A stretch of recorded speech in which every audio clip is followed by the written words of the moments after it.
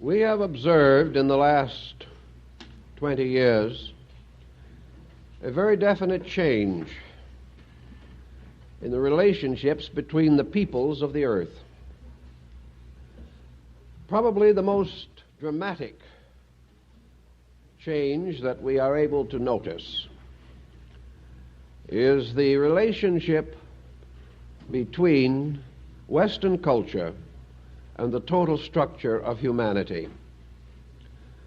Up to 20 years ago, the West was the undisputed leader of the world in nearly all phases of life.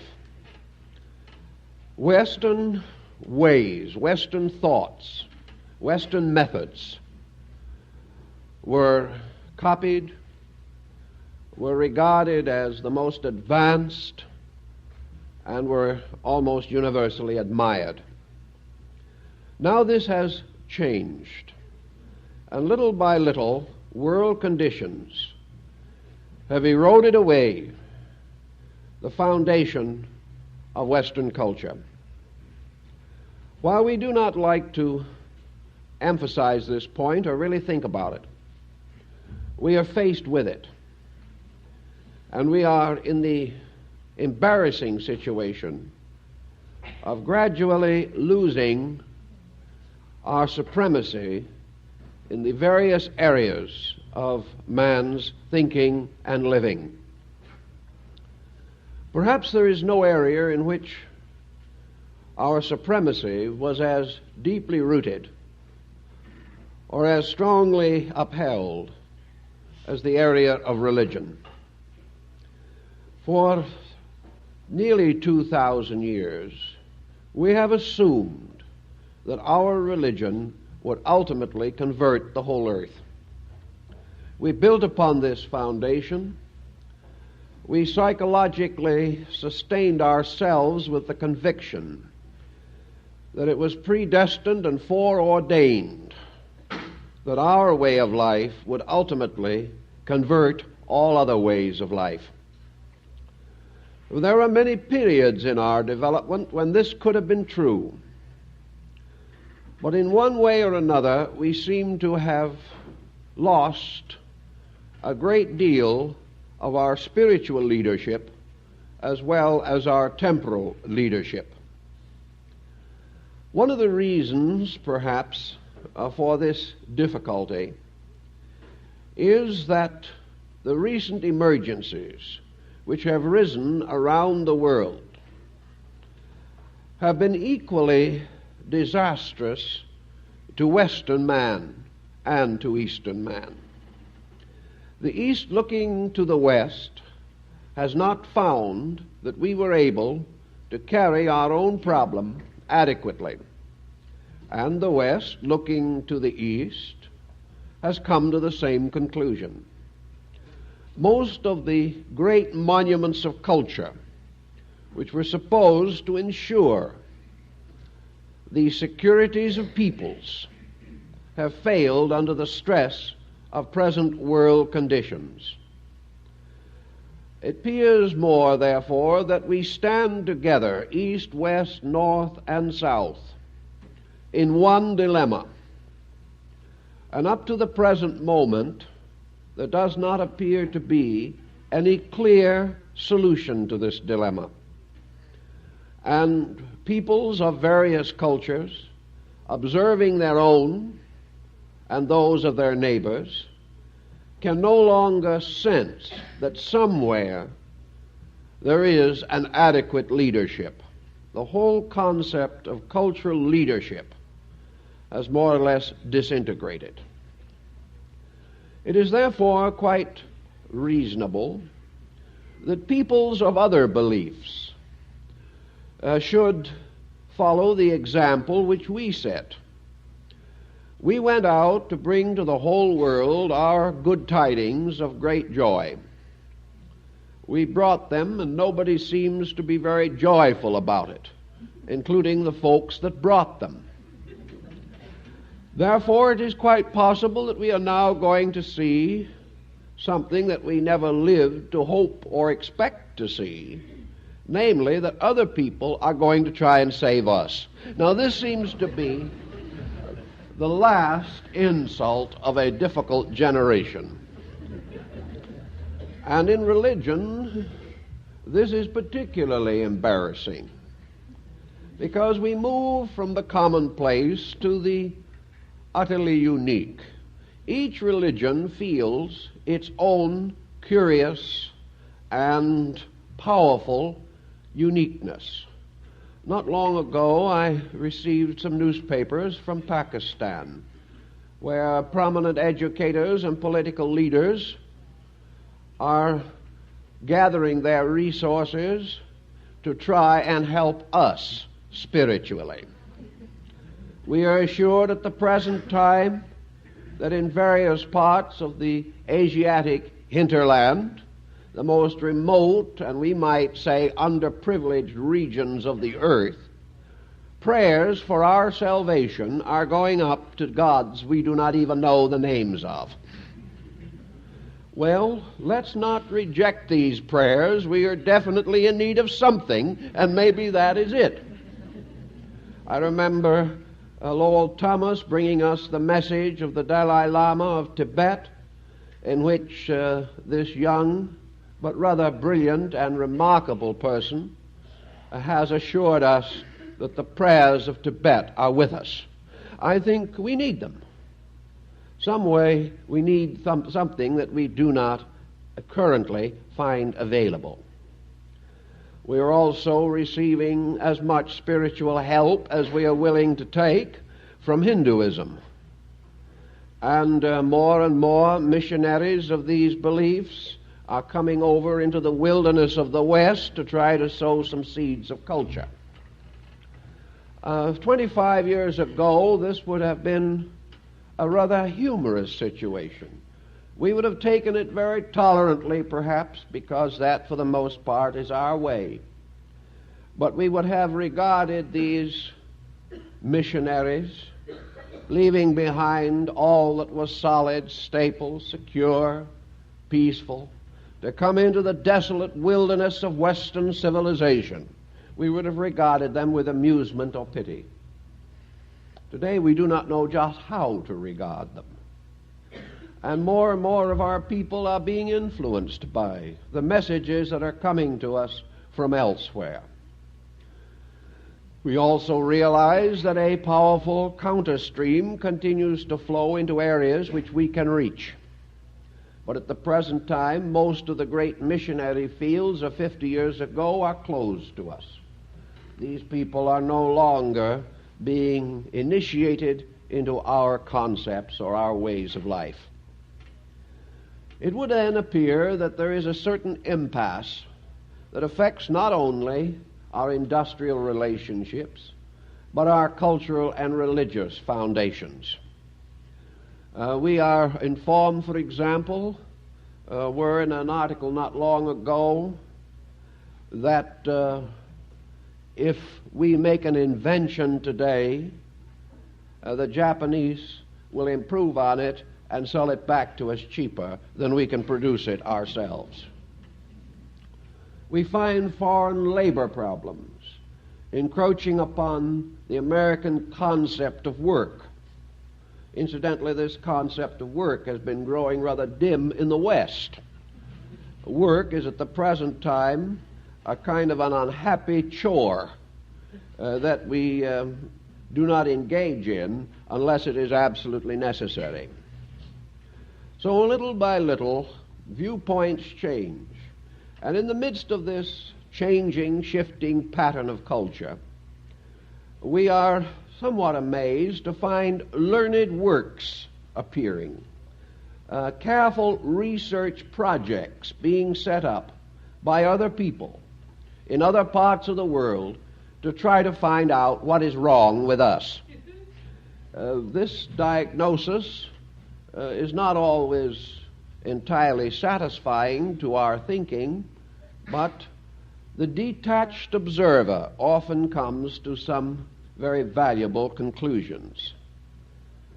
Among the most brilliant Eastern scholars today is Dr. Suzuki. He is a man who exemplifies an East-West understanding quite different from the sentimentalism of the Western enthusiast or the continuing pressure of the Western missionary. Dr. Suzuki is an elderly man. He has had a very long life. He has become an expert in one of the most difficult sciences or arts of Eastern religion, and that is Zen. He has furthermore been a careful and thoughtful observer of the Western life way, and has for a number of years been lecturing at Columbia University. He is a member of the Japanese Academy and brings to his viewpoints a scholarship that is equal to anything that we can produce here in the West. Perhaps one of the most fascinating thoughts in connection with Dr. Suzuki is that here we have a man of deep educational insight who has attained distinction in world leadership, who is most articulate in the English language, and who is a man generally respected for his erudition throughout the world. Yet this man has dared to make a specialty in a field still largely neglected in the West, and that is religious philosophy. He dares to be an idealist. He dares to think in terms of man's spiritual need. And yet he does this, or does these things, in a way that forces our attention. In a great many respects, Dr. Suzuki reminds me of Carl Jung in his approach to life, in his thought. And in fact, Dr. Jung has at least one occasion written an introduction to one of Dr. Suzuki's books. So we are not concerned too much with the abilities of Dr. Suzuki. These are established. But we are interested when he does a book comparing Buddhist and Christian mysticism. He comes to Christianity, obviously, as a non-Christian. 50 years ago, this would have meant there would have been no sale for his book in the United States. Now it is selling very nicely, thank you, because it is reaching into the lives of these people who, as Dr. Suzuki himself points out, are troubled in the core of their own lives. They are troubled by situations for which they have no reasonable solution. He does not, however, go on to make an odious comparison between Eastern and Western ways. He is too good a scholar for this. He points out certain things which he believes to be true, but he does not, in any sense of the word, attempt to proselyte on Western man. He would, however, like to suggest that there is something that Western man should be thinking about. And he also is not beyond noting that there are things that Eastern man should be thinking about. Perhaps Dr. Suzuki is attempting to establish the foundations of a world philosophy of life. He senses the great need for it, and he is quite certain that it cannot be accomplished except through a union of that which is known. Dr. Suzuki is not, however, interested in a merely sentimental tolerance between peoples. He realizes that it is far too late for this. He also realizes that tolerance is one of the most evident signs of intolerance. Where we tolerate things, it simply means that we attempt to convey the idea that we are broad-minded, when in fact we are not at all. Tolerance means that we are right, but we're willing to let the other fellow live if he insists on doing it. This is not the basis of any real understanding. What we have to have in the future is a rekindling, a relighting of the great fires of human purpose. fires that are burned very low and under the pressure of existing situations threaten to be entirely extinguished. In his effort to find a solution to this, it is perfectly natural and proper that Dr. Suzuki should take refuge in his own commitment, which is Zen. However, as he points out, Zen is only a word meaning a process. Zen is not a creed.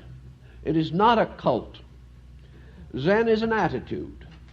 Therefore, Zen can be involved in the attitudes of any people without taking them from their own root cultures. Zen is a way of looking at everything. And the learned doctor suspects that every man, everywhere, should begin to look, to seek with a new inner sense of sight for the foundations of his enduring philosophy.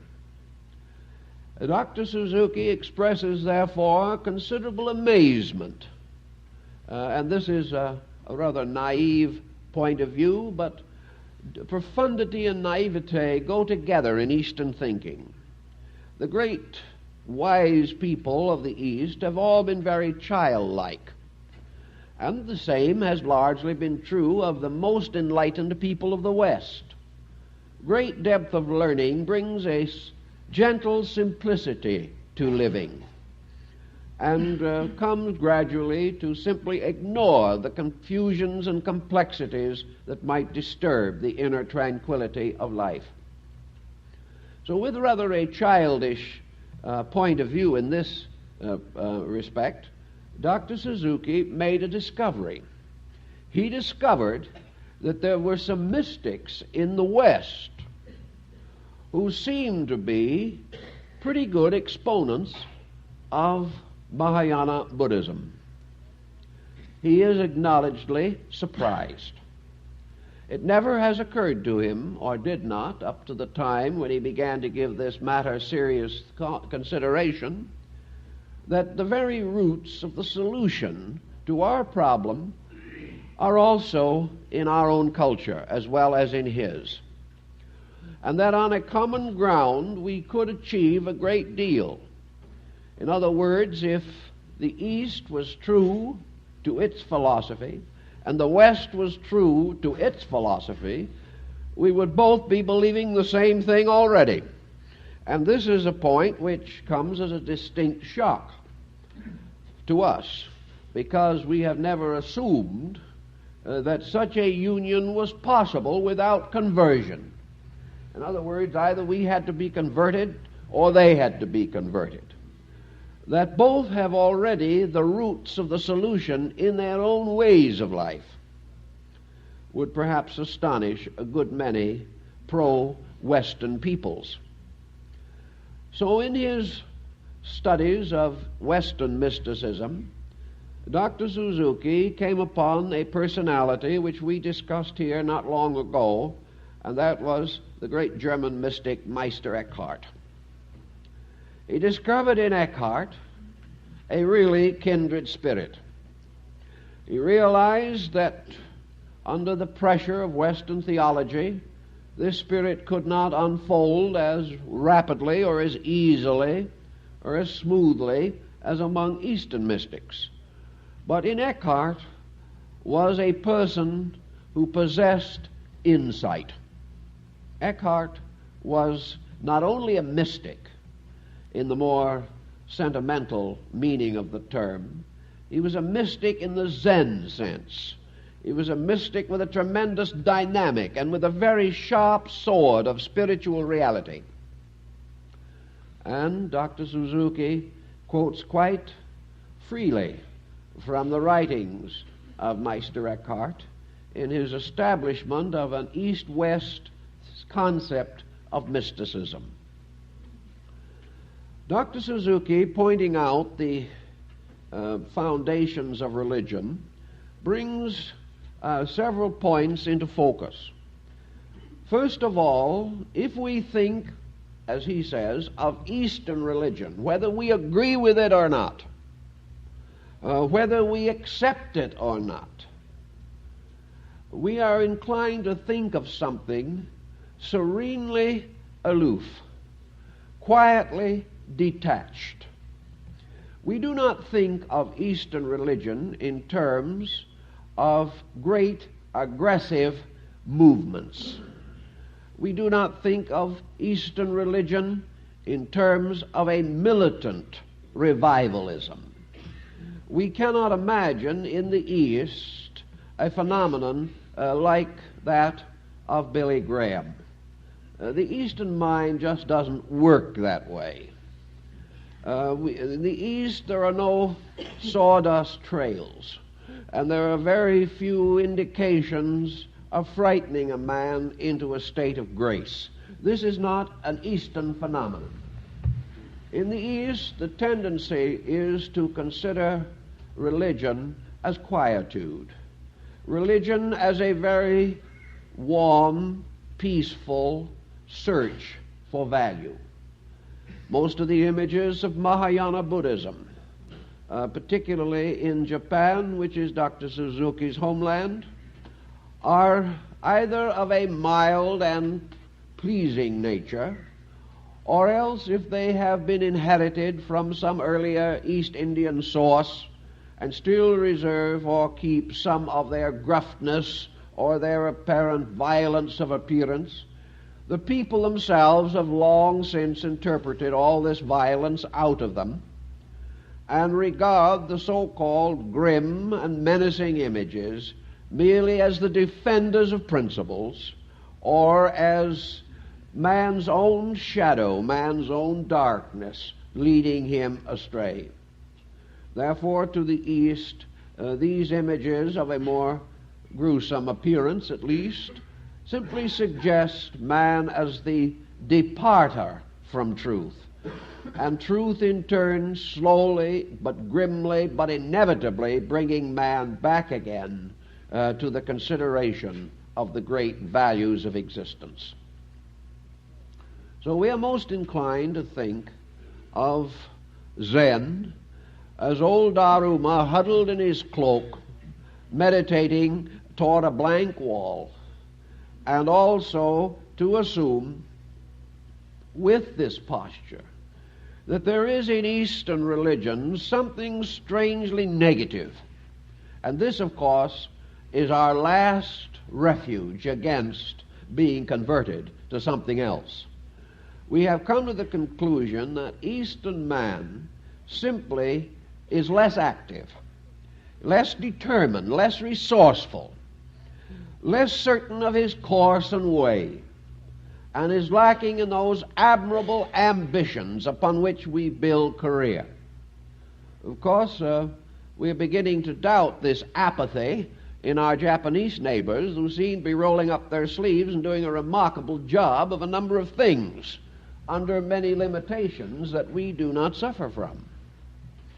We are therefore mildly astonished at the economic restoration of Japan in the years following World War II. We open our eyes with a measure of surprise when we learn that the city of Tokyo has outrun New York and London and is now the largest city in the world, and also one of the best built and equipped cities. These things make us begin to wonder whether we can depend upon Oriental apathy, whether we can assume that these Eastern nations are going to doze their way through the ages while we continue to dominate the world. There seems to be some doubt about this, and the doubt is taking very positive shape. How then are we to look at this Eastern way, as perhaps Dr. Suzuki might invite us to look at it? Certainly we see the quiet, meditating figures of the Buddha, with his gaze upon some eternity beyond our comprehension. We have already come to know the gracious figure of Kannan, deity of compassion. We have come to like very much kindly Jizo, standing on the roads that guard the courses of men. We are beginning to sense the simplicity and dignity of Shibui.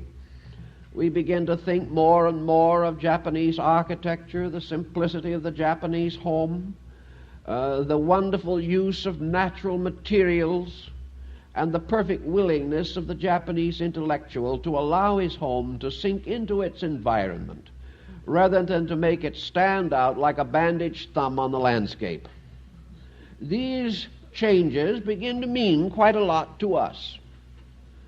And we are affected by them perhaps mostly in the terms of a certain tranquility, a certain gentleness, a certain kindliness that these surroundings seem to stimulate within our own thought and emotion. On this ground, then, Dr. Suzuki points out that the Mahayana tradition especially, and in this book the doctor goes beyond Zen to study at least in part the whole structure of Northern Buddhism, or what we might term here in the West the idea of Protestant Buddhistic thinking. He comes to the conclusion that this archetype, this vision, this picture of quietude, of integration, of a person not aggressive, but always giving the peculiar sense of being immovable. The individual who cannot be swept away by storm or stress, but has no storm or stress in himself. The individual who wins by a certain inevitability which has come to dominate his thoughts and his emotions.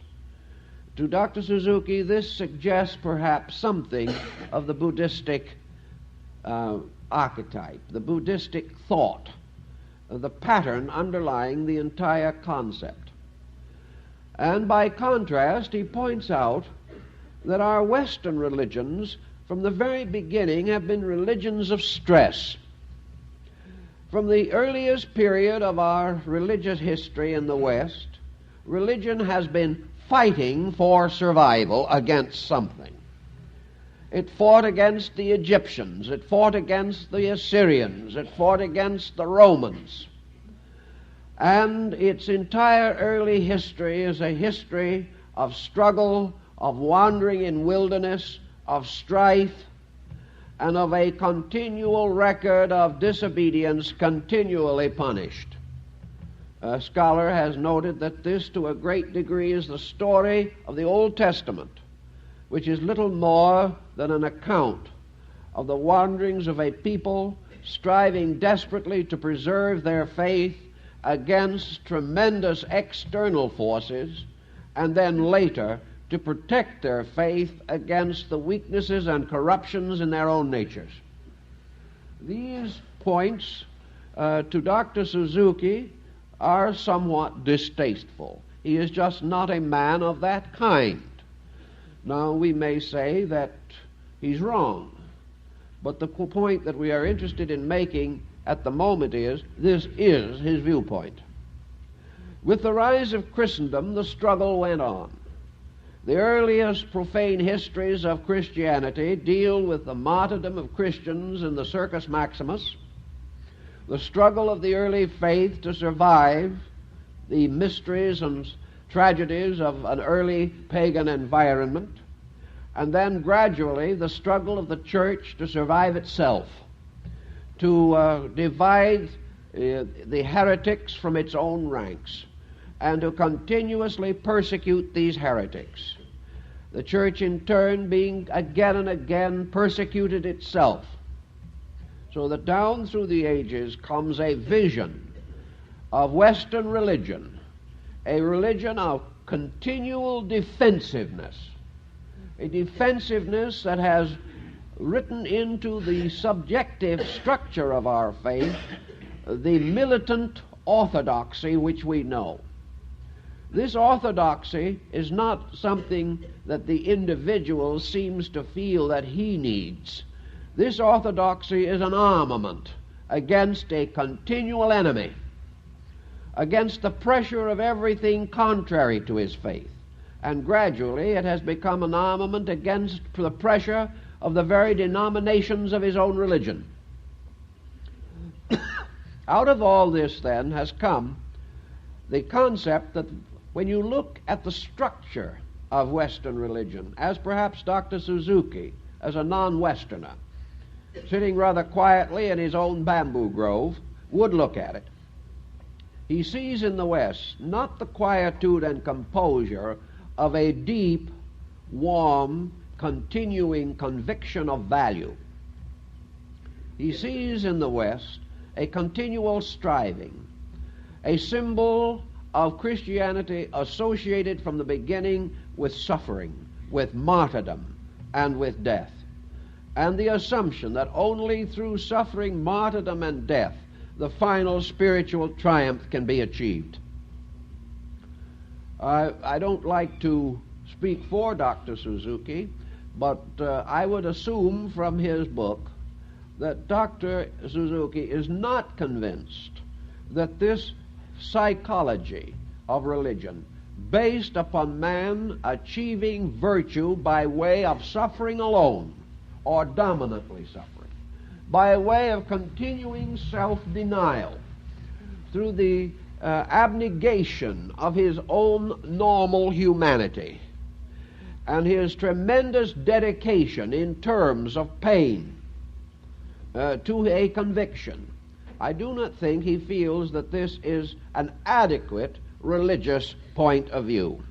I think he feels that it is essentially the kind of a religious point of view that might cause a people to be equally aggressive in everything else, and building upon a philosophy or religion of continual strife, of continual struggle against the pressures of circumstance, that this in turn would lead to a very aggressive egoism, that it would lead also to industrial strife, political strife, artistic, musical, and cultural strife, that it would undermine the entire tranquility of our way of life, and might very well end Western man's history with the story of a universal and almost complete frustration. This frustration resulting from the inevitable tragedy of immovable force striking immovable object. This situation, he feels, has a deep bearing not only upon our religion, but upon our total way of life. It is responsible, perhaps, for this attitude that our faith must be the best, our merchandise must be the best, our homes must be the most elaborate, and the constant status struggle for wealth and popularity, fame, advancement, because we have built our whole way of life upon these aggressive patterns of rolling up our sleeves and fighting our way through obstacles. Now, if we go back to Zen for an understanding of a fighting through of obstacles, what do we actually find? According to the rather simple and perhaps inscrutable way of the East, a man fighting his way through an obstacle is simply an individual fighting his way through himself. In other words, the obstacle is not society. The obstacle is not the world. The obstacle is not even the unknown. The obstacle is the fact that the subject of Western man must have an object. There must be some reason for an individual to continually fight against something, to attain an almost universal neurosis on the subject of defense and offense. To be able to be a successful soldier, there must be an occasional war. And where a large military force is held in readiness or kept in training, and there is no war, there is a serious difficulty likely to arise. The large, ready army is almost certain to find a war, and a powerful, adamant, ambitious, aggressive person must have an object against which to turn his resources and his energies. So in Zen, the world obstacle arises out of the world ambition itself. There isn't any obstacle. We create the obstacle. And by various indoctrinations over a long period of time, we have left the world in a condition where it does not know better than to allow itself to create obstacle. And this is just exactly as true of the communistic writings of Karl Marx as almost any other type of subject that we can contact. Always there must be an enemy. Always there must be the reason for a holy war. There must be a crusade against something. And anyone who does not believe that the present communistic movement is a holy war simply doesn't understand Karl Marx. Because actually Marx has taken the religious emotions of man and simply moved them into a social pattern and given the individual a new crusade. But it is the same crusading instinct that it always was. The ancient saints may no longer be upon the icons in Russia, but the new faces, far from sanctified, have become the new saints. And this is true wherever we have a great conflict moving through the consciousness of man. So the doctor suggests we pause for a moment and take a little stock of the substance of this conflict. In the first place, if we were devout Christians, if we really lived our religion, we wouldn't have this conflict. And most non-Christian people, surveying the situation, have come to the same conclusion. If we really believed that our universe was created by a good God, that throughout its entire existence it is in the keeping of a heavenly Father, and that this deity is capable at any time of any necessary intercession, and that this world is therefore eternally, forever, the production of a deity capable of controlling and directing it, we wouldn't all be out trying to take on God's work for him. If we believed that right would triumph, we would be satisfied to do right, but we are not. If we believed that through prayer, through meditation, through inner life, through the simple acceptance of the Christian ministry, we would find out our own spiritual salvation, we would be doing these things. But such is not the case.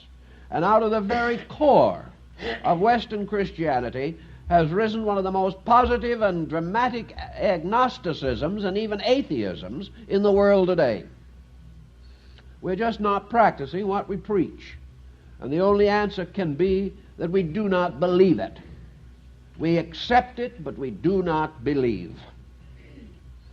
To make this situation a little clearer then, the East has this reputation for a strange spiritual detachment.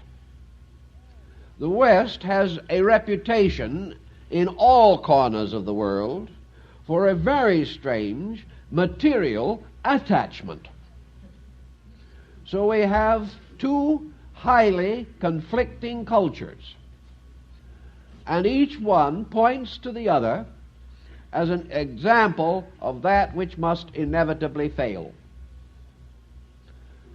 Perhaps our own way of life is a little more dramatic, inasmuch as, for the last century at least, we have rather dominated world affairs. We have played a tremendous part in the shaping of the destiny of non-Christian peoples. We have for a long time control the roads of traffic and commerce between the East and West. Ships sail the sea to all the ports of the distant world. Yet this 100 years of undisputed leadership by the West has not accomplished a true civilization for either the East or the West. And at this moment, the undisputed leadership seems to be threatening the very survival of the whole world. For it is out of our Western ingenuity that the most dangerous instruments of destruction we have ever known have been formulated. So if Dr. Suzuki is not applauding Western ways too loudly, he has ground for his reservations, as most thoughtful persons in the West realize at this time.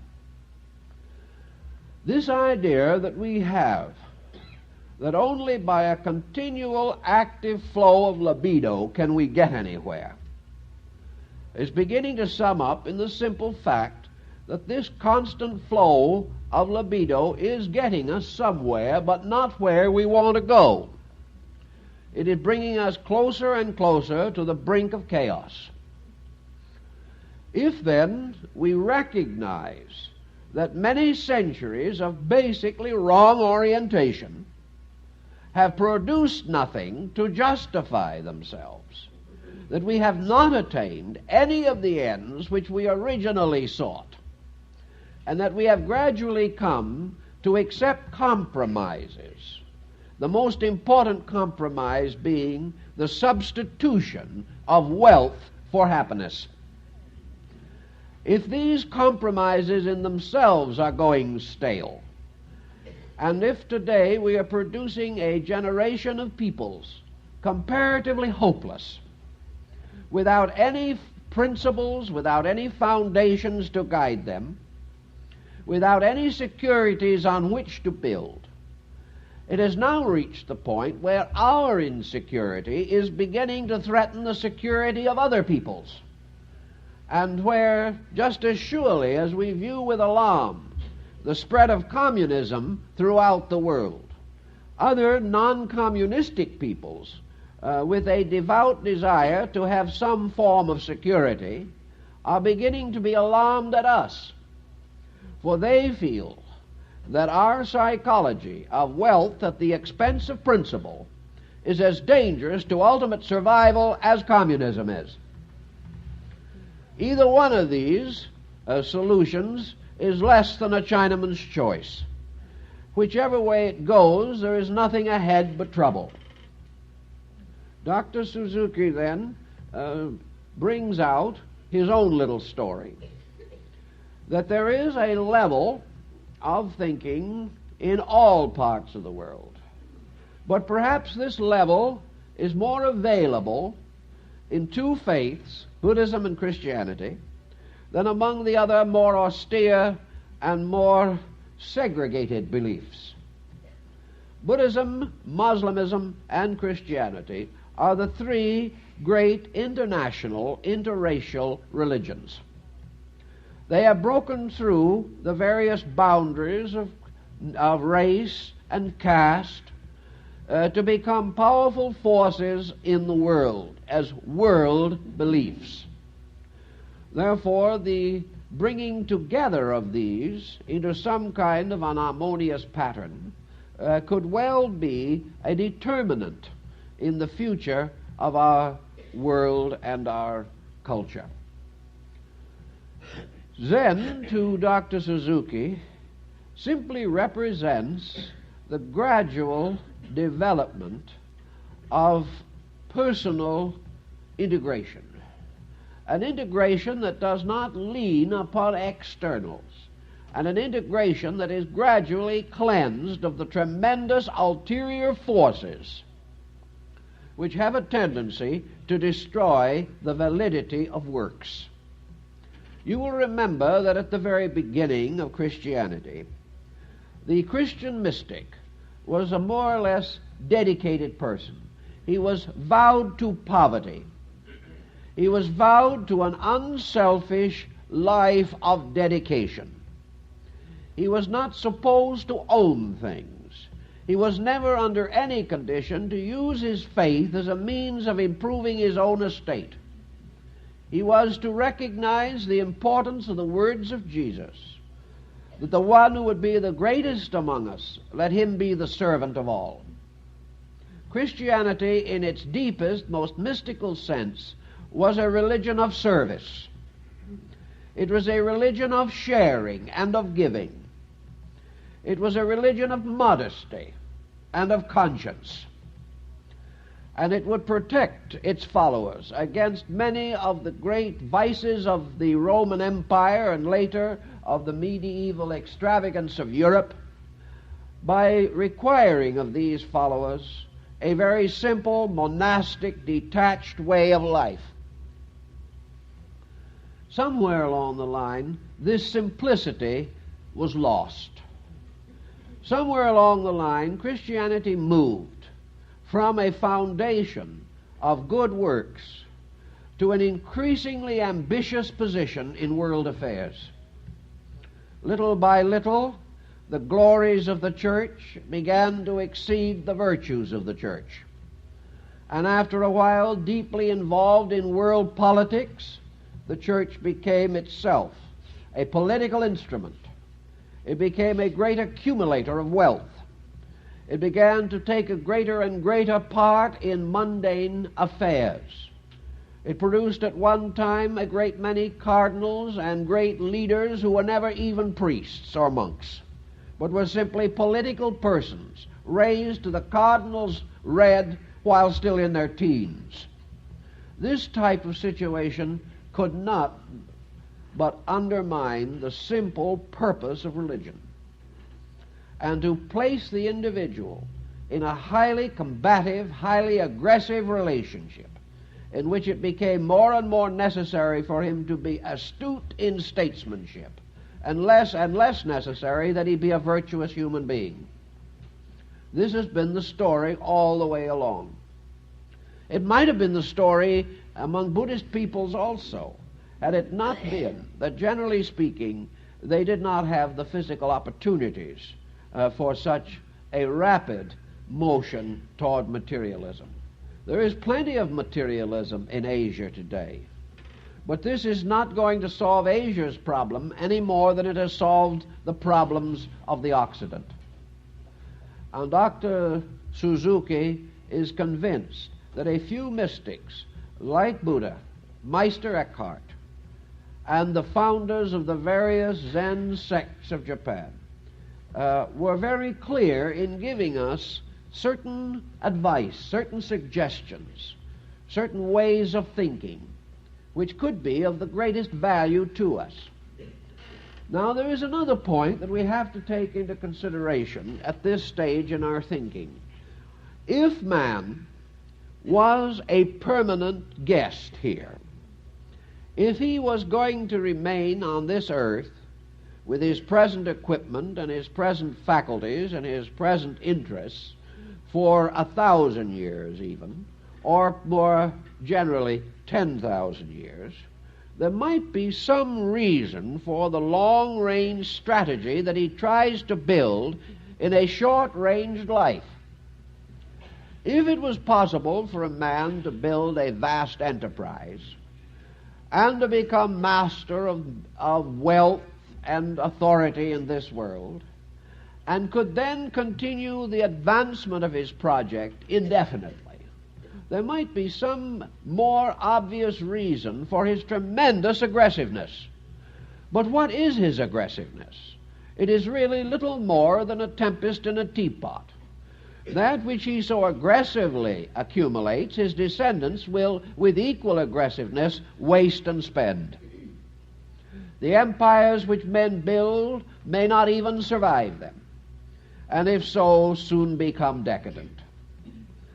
In the very hour in which the individual, struggling aggressively for his own achievement, is in the process of achieving, and a host of bacteria are undermining him, there is no permanence here.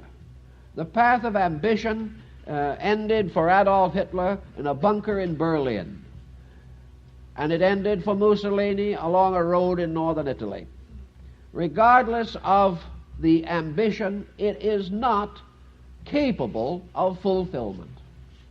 Consequently, this vast aggressiveness, this tremendous grasping for power, is a grasping after a shadow that disappears even as you take hold of it. So actually, the case in favor of aggressiveness is a poor one. We may say, however, of course, that our aggressiveness will build foundations for others who come after us. We inherited the aggressiveness of the past. How grateful are we? Is the past as a burden upon us something that we are thankful we have inherited, or is it a nuisance from the beginning? Is what we are handing over to the next generation today as the result of our own ceaseless struggle? Are we handing the future anything but a disaster? What is this tremendous aggressiveness producing? What foundation have we for it? Perhaps psychologically it would be well to admit right now that most of this tremendous aggression is nothing but psychic acidosis. The individual is uncomfortable. He is miserable. He is sick. He is frustrated in the simplest things of life. Therefore, he turns to aggression largely as an escape from reality. If this same man, who is now building a tremendous career which will end with his own death, and his own death will come the sooner as his career becomes more intensive, this individual, would he be what he is? Would he be striving for what he is striving? If he possessed within himself certain convictions, certain values, and was able to live a truly contented, integrated life. If this man had a good family that understood him and he understood them, a close, deep family relation, if he had a good group of simple friends, if he had a few creative interests in art, music, or literature, if he had a reasonable degree of self-control in habits and in temperances, if he had a simple working philosophy of life that gave him the joy of simple achievement in the warm atmosphere of affection and regard, would he be interested in this dramatic achievement? Western people shake their heads, say, oh, it would be tragic. Think of a man so happy that he couldn't build a career. Think of an individual who would be drowned in the dismal negation of Asia, when in reality he could have gone out and killed himself in 6 easy stages. But the truth remains that this man going out and killing himself for the fulfillment of his own ambition is perpetuating a cycle of situations. And when enough people do this, Western civilization becomes a chaos in which there is no security for anyone. And the individual is no longer struggling to succeed, he is struggling to prevent himself from drowning. But wherever it is, the struggle goes on. Somewhere in our way of life, there has to be a new sense of value. In the book of Revelation, it is written that there shall be a new heaven and a new earth, and the old heaven and the old earth shall be no more. We're getting to the point where we're very much in need of this new heaven and this new earth. We are in need of a new kind of understanding of spiritual value, heaven, and a new kind of organization of material problems, earth. There has to be not a continual patching, a continual effort to rescue something from the dismal condition which it has earned for itself. There has to be somewhere a clear-cut understanding which will give us an entirely new orientation toward living. Of course, Dr. Suzuki suggests modestly Zen. And if we accept by Zen not just an Oriental doctrine, but a thinking about things, we will discover, as he did, that we have had Zen in the West. We not only had it in the case of Meister Eckhart, we came very close to having it in certain of the works of Nietzsche. We have come very close to having it in a great many things that have affected our way of life. It is very obvious in certain aspects of the Platonic dialogues. It comes back to us in the great Christian mystics like St. Francis de Assisi. It is evident everywhere that beneath the surface of our way of life there has been this stream of mystical apperception. And it is this mystical apperception which is just another term for Zen. For Zen is simply an attitude toward things. And either we have to get an attitude that is worthwhile and live it, or we will undoubtedly drift further and further into a condition which is today almost unbearable. So Zen, with its composure, with its quietude, frightens the West. But if we are terrified at being quiet, the East is terrified at the noise that we are making. It is terribly concerned that our ways are going to more and more penetrate into Eastern society in the wrong way. This penetration is already on. It has been keenly felt in Japan. And at the present time, thoughtful persons no longer go to Tokyo, which is a great modern metropolis. They retire quietly to Nara or Nikko or Kyoto, where the old ways continue. Tokyo today is becoming more and more like a great Western city, and that means that it is becoming a more confusing, difficult, and unrewarding place every day. It is now a great center of business. It is not a center of culture. The Orient doesn't like to see this happening either. It does not like to see its young people take on the worst of us. It is not happy to have our motion pictures, our theater, our literature transforming its younger generation into a problem generation, largely concerned with competitions in bubble gum. This is not what they are looking for. Something has gone very sour in cultural interchange. We constantly talk about bringing culture, but what we bring is not culture. So there must be an international understanding on this matter somewhere along the line. An understanding which will help all good people to preserve what is good in their own way of life and not continually undermine each other in the name of progress, in the name of dynamics, and in the service of uncontrolled ambition. Uncontrolled ambition destroyed Japan 20 years ago. Undestroyed ambition will continue to destroy the nations and peoples of the world. And it comes right straight down into our own personal lives, into our homes, into our families. For we are still, as individuals, heavily indoctrinated by the Western concept that life is a great struggle for individuality. That the individual must be himself, and no one has paused to find out whether this self was worth being or not. So the individual becomes himself and at the same time an international nuisance. There is no discrimination as to what is worthwhile about self, what is valuable, what is necessary, what is purposeful. So in the desperate effort to be free, we are only achieving intellectual, moral, and physical license. Then we resent the laws which are forced upon us. Until today there are so many laws we cannot even remember them. But each of these laws arises out of some error of human conduct, something that we do that is dangerous to others.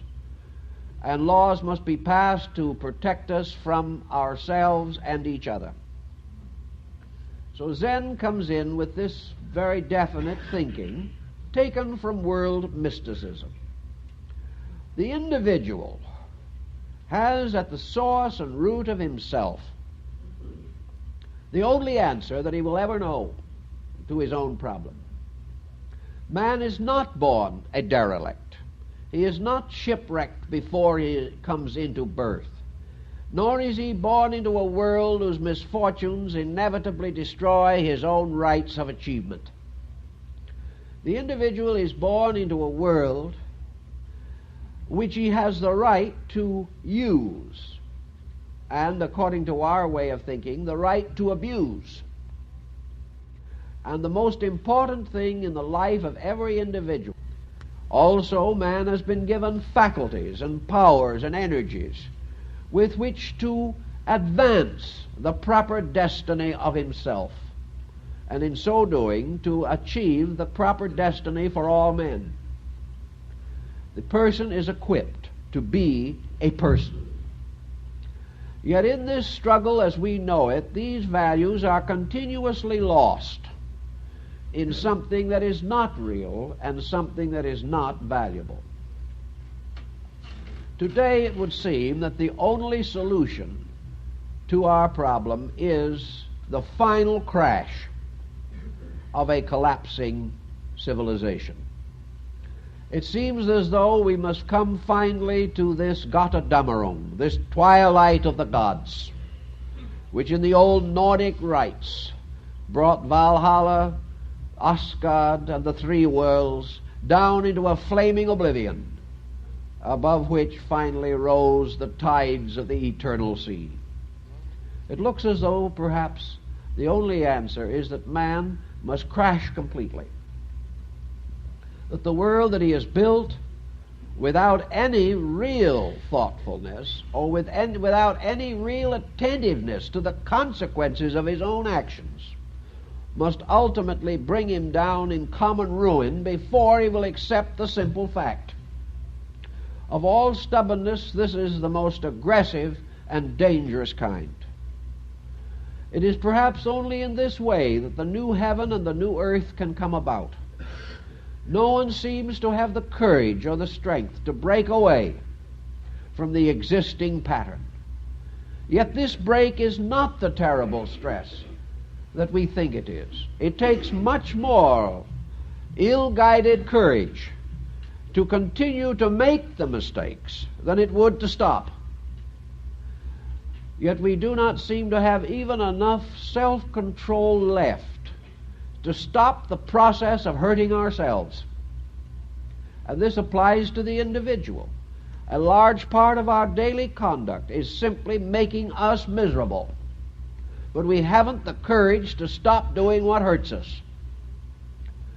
Perhaps we haven't the available insight to realize what is wrong. We have so externalized our lives that when things go wrong, we blame everyone, but never ourselves. We seem to feel that our destiny is linked totally to a political situation or to an economic situation, and that nothing that we can do will make any difference. This is all defeatism, and it is also profound ignorance. How any people with the largest group of well-educated citizens in the world can be so woefully deficient in the first principles of knowledge to believe that there's nothing you can do about this, that perhaps is the most astonishing phenomenon of all. Because actually this great acceptance, the acceptance of the inevitability of stress, which is common to Western peoples, can only be sustained by total blindness. There is no way in which you can justify this position by any kind of basic thinking of any type. We must simply ignore everything we claim to believe in order to arrive at this negative conclusion. Certainly there is something we can do about anything. We do not necessarily mean by this that we can dispense with Mr. Castro overnight, or that the Russians are going to suddenly turn into a benevolent society. We do not mean this. But what we do mean is that we as individuals can come into an harmonic adjustment with our world. We can come to recognize its faults and recognize its virtues. We can learn the lessons that it has to teach. We can live good, constructive, useful lives. We can meet the future with a good hope simply by beginning to understand ourselves and the principles upon which life is built. These principles are probably as well expounded in Zen as anywhere else today, and it is rather good that they should have a contemporary spokesman. We all respect the Sermon on the Mount, but it was long ago. We respect the life of St. Francis, but we doubt if he could live it today.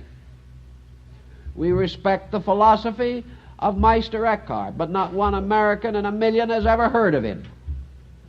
We regard and revere the heroic lives of great people of our own time, but these do not touch us as they should. So perhaps the fact that there is somewhere in the world a living faith, vitally sustained by solidly convinced people, and that this faith has some of the elements that we need, perhaps this helps to make it a contemporary thing. And we have to realize that whatever it is being lived by contemporary people. And the one point about Zen that has always seemed most interesting to me is that while it is one of the most subtle of all philosophies, and strangely one of the most mystical, that in Japan it has been largely held by the military class. It was the consolation for the soldier. In China, the nearest parallel to Zen, which is Taoism, was also very largely the religion of the businessman. Now here's mysticism dominating the life of the soldier in Japan, and mysticism dominating the life of the merchant, the shopkeeper, the businessman, the aggressive buyer and seller in China. Now, between the military aggressiveness of Japan and the industrial aggressiveness of the Chinese merchant, we have an environment of circumstances not so distant from our own. Here, the tremendous aggressiveness of man and his constant instinct to merchandise, perhaps these could be peculiarly reached by a philosophy that has been most successful everywhere with this group, or these groups. Now, why would Zen become the most important to a soldier? I think most of the boys of our own group who are in foxholes know the answer. Zen is a philosophy of a dynamic adjustment to inevitables. The soldier with a most uncertain future, facing death and pain almost every moment, separated from all the comforts and consolations of his normal life, living in constant hazard, is in the most immediate need of the most dynamic conviction. And it is only by some such conviction that he can sustain himself. The general life of the soldier is today the life of Western man. We live as he did and does, under a constant insecurity. We live as he does, under a pressure of circumstances that appear dictatorial and arbitrary, but against which he cannot rebel. We live almost as he does, whether it is in a foxhole or a fallout shelter. We are faced with his insecurities. Therefore, he needs something that gives him a dynamic adjustment to a total plan, gives him an insight into a good that transcends life and death, and something which he can immediately apply to his inner consciousness with some form of satisfying results. In other words, he has to utterly face this sense of transiency which is everywhere in our way of life. We don't realize it, but we are in exactly his position. So he is looking for immediate vitality of spiritual centeredness. Now, what happens when an individual moves more or less deeply into his own center? The Zen in meditation, or the meditative concept of this non-aggressive way of life, what happens? If a person finds his own center, finds his own core of life, and becomes aware of it, this individual has a new kind of courage that is not aggressive, but is eternal. The individual who is convinced of value and serves value is beyond temptation. And temptation is our big problem. It follows almost inevitably that the individual who has achieved an internalization is stronger than a person who has only outward supports. The person of wealth is weak when he loses his money. The individual with authority is meaningless if he loses his job. The individual with all forms of physical security is insecure if they are taken from him. All these things, depending upon circumstances, force us to view that circumstances today are unpredictable. Thus, these things do not lead to strength. They lead to fear, to worry, to doubt. And the accumulation of them at a desperate pace is the most complete expression of selfishness that we know. Let us assume, rather, that this individual, fully aware of his responsibilities and by no means intending to depart into some nirvanic sphere, simply faces the simple problem of striving after immediate value. Value in the sense of these things which will protect him.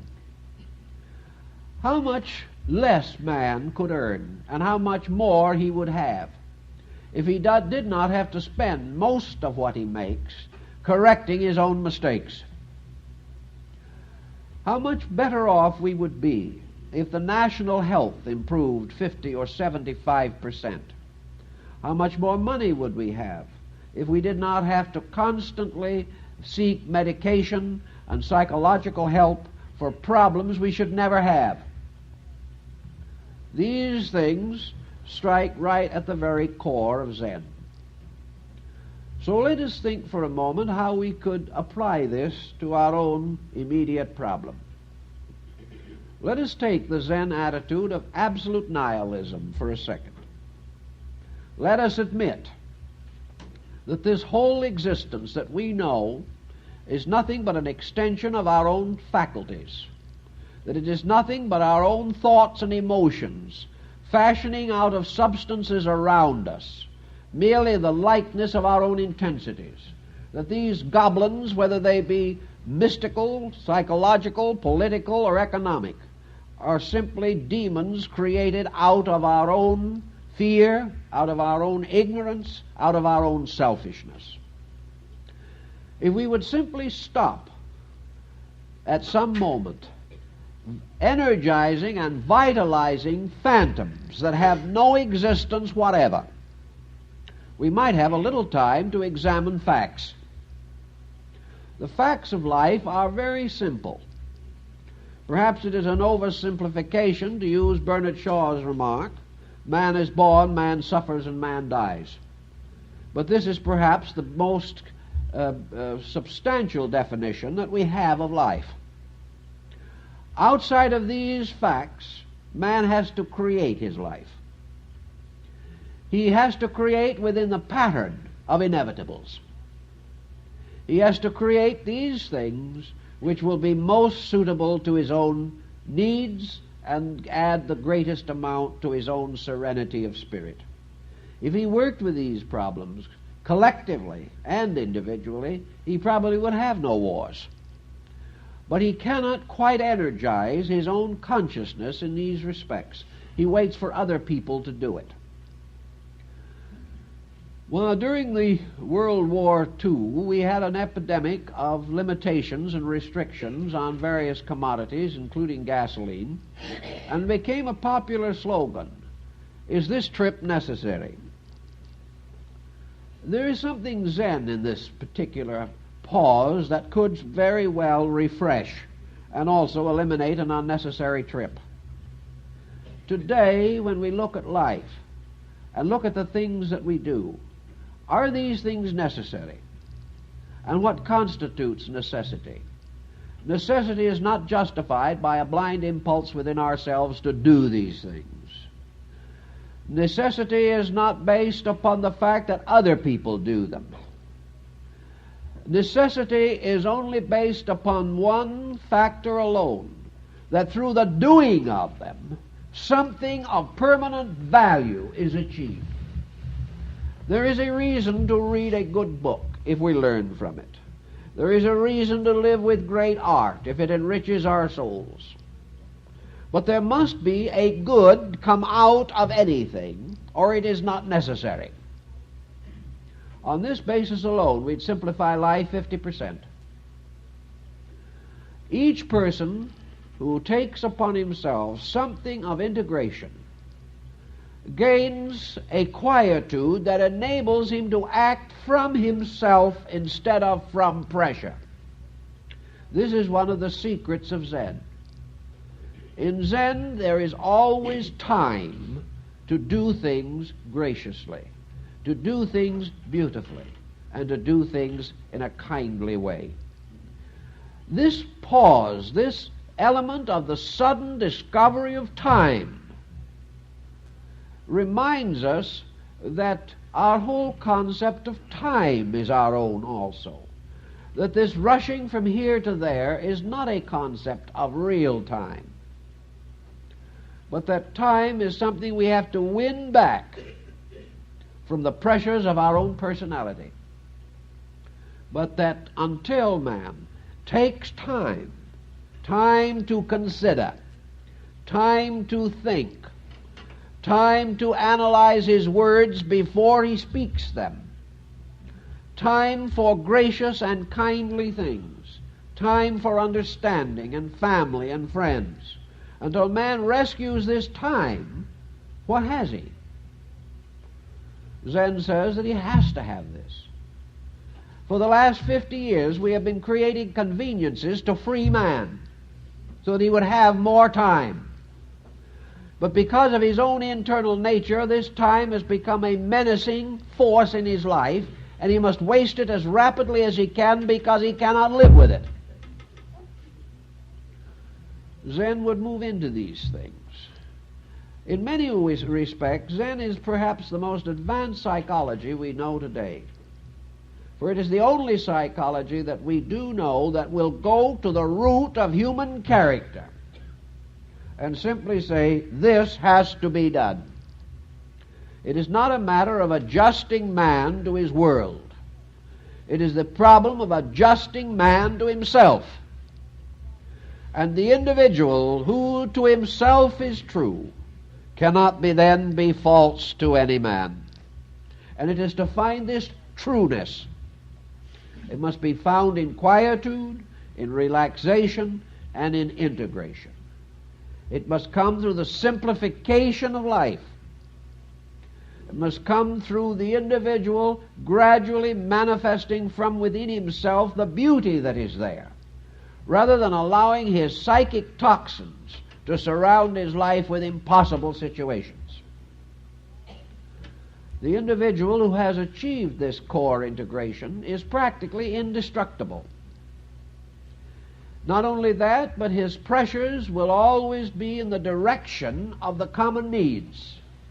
He can be captured, but he can never be conquered. He can never be anything but what he is, a free person in space. His adjustments are the gracious gesture of one who recognizes what is necessary and does it. But never for a moment is he captured by the delusion of the world in which he lives. This does not mean that he will not be a good father, or a good teacher, or a good businessman, or a good employee. He will be all of these things just as he was before and better.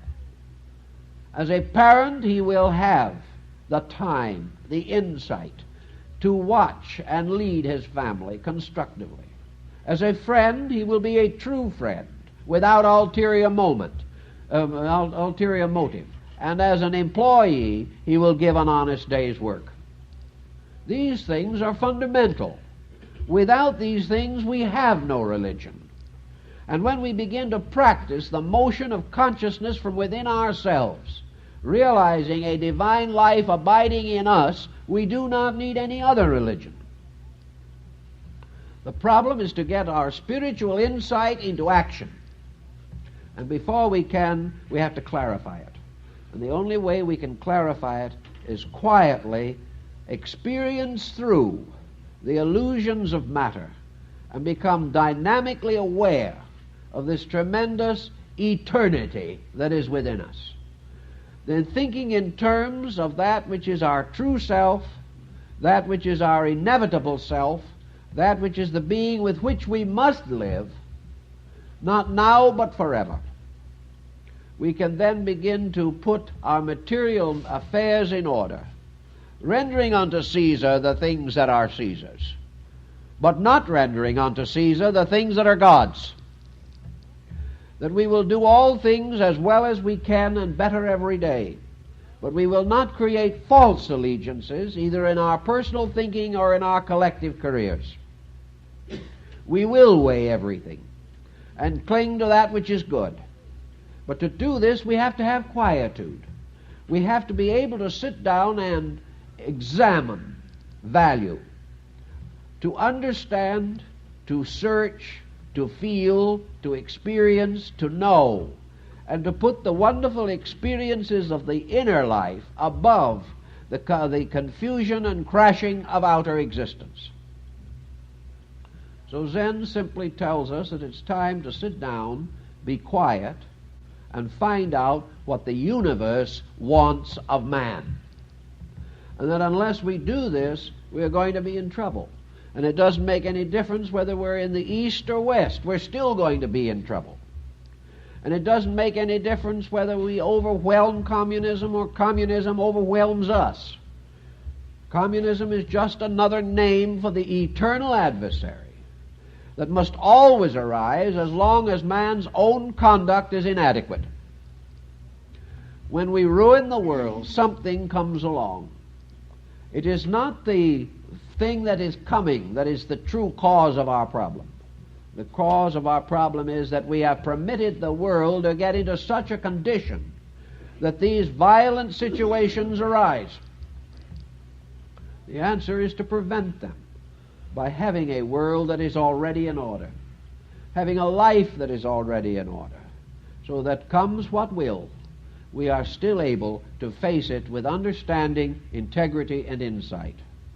And on the basis of this type of thinking, I think Dr. Suzuki has a message for us. And I think in terms of world need, he is desperately hoping that something will happen to bring this message home, because the disaster that might destroy us will also destroy his people. We are bound together now in one great unity. No one unit of this pattern can fail without involving the disaster to the whole. And it is essential that East and West, we begin to think in terms of basic value, putting that which is necessary first, and burying forever those prejudices, conceits, and deceits from which we have so long suffered in that pit which was to be the final abode of the Prince of Perdition. We have to build straight now in our own thinking and in our own living. And straight thinking and living begins with the leisure within ourselves to sit down and think things through, and then to have the courage to apply these inward discoveries to the conduct of our outward affairs. Time is up.